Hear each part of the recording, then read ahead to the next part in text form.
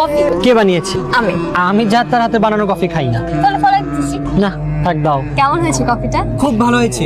তুমি এত ভালো কফি বানাতে পারো আগে তো জানতাম না। আগে কি কখনো জানার চেষ্টা করেছেন? কিছু জিনিস তো জানাতেও হয়। আজকে আকাশটা অনেক সুন্দর।